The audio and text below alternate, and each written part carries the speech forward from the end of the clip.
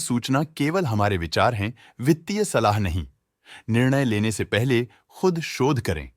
किसी भी लाभ या हानि के लिए हम उत्तरदायी नहीं हैं। नमस्कार viewers, latest news and order book पर आज की अपडेट्स है। TVS supply chain solutions limited TVS SCS ने खुलासा किया है कि उसकी सहायक company TVS SCS global freight solutions limited TVS SCS GFS को हैदराबाद जीएसटी कमिश्नरेट से एक आदेश प्राप्त हुआ है, जिसमें वित्तीय वर्ष 2018-19 से 2022-23 तक की गई ऑडिट के संबंध में कुल ₹11.63 करोड़ का कर, ब्याज और जुर्माना मांगा गया है। टीवीएस एससीएस जीएफएस का मानना है कि यह दावा मान्य नहीं है और वह इस आदेश के खिलाफ अपील करने की योजना बना रही है। कंपनी का कहना है कि इस आदेश का उसकी वित्तीय या परिचालन गतिविधियों पर कोई खास प्रभाव नहीं पड़ेगा। एसआरएम कॉन्ट्रैक्टर्स लिमिटेड को आयकर विभाग से आयकर अधिनियम 1961 की धारा 154 के तहत 11,42,330 रुपये का आदेश प्राप्त हुआ है, जो दावा किए गए और स्वीकृत कर क्रेडिट के बीच बेमेल होने के कारण है। कंपनी का कहना है कि इस आदेश का उसके वित्तीय या संचालन पर कोई खास प्रभाव नहीं पड़ेगा। क्रांति इंडस्ट्रीज लिमिटेड को बोनफिग्लियोली ट्रांसमिशन प्राइवेट लिमिटेड से औद्योगिक machine parts, heavy duty gearbox के विकास के लिए लगभग 6.84 करोड़ रुपए का खरीद आदेश प्राप्त हुआ है। यह क्रांति इंडस्ट्रीज के एक नए उत्पाद खंड में प्रवेश का प्रतीक है।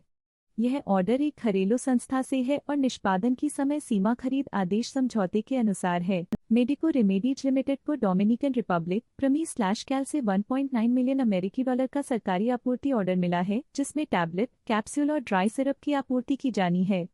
प्रमी/कैल डोमिनिकन रिपब्लिक में सार्वजनिक स्वास्थ्य क्षेत्र के लिए आवश्यक दवाओं की केंद्रीकृत खरीद और वितरण के लिए जिम्मेदार है।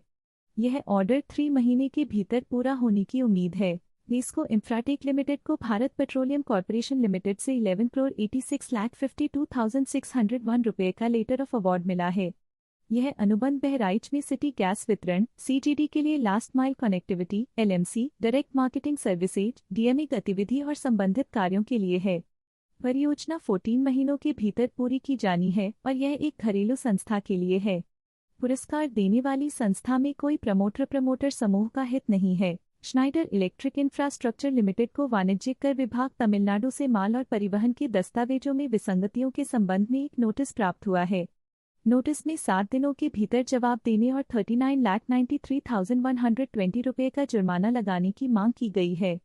कंपनी कानूनी उपाय कर रही है और इस घटना से उसके संचालन पर कोई खास प्रभाव पड़ने की उम्मीद नहीं है। रेफिक्स रिन्यूएबल्स एंड इंफ्रास्ट्रक्चर लिमिटेड की पूर्ण स्वामित्व वाली सहायक कंपनी रेफिक्स ग्रीन पावर लिमिटेड को मदुरई शहर नगर निगम द्वारा वानियापुरम गांव, मदुरई में 250 टन प्रतिदिन क्षमता वाला नगरपालिका ठोस अपशिष्ट आधारित बायो सीएनजी संयंत्र स्थापित करने का अनुबंध प्रदान किया गया है। 78.54 करोड़ की अनुमानित लागत वाली यह परियोजना 20 वर्षों के लिए फोट आधार पर पीपीपी मॉडल के तहत निष्पादित की जाएगी।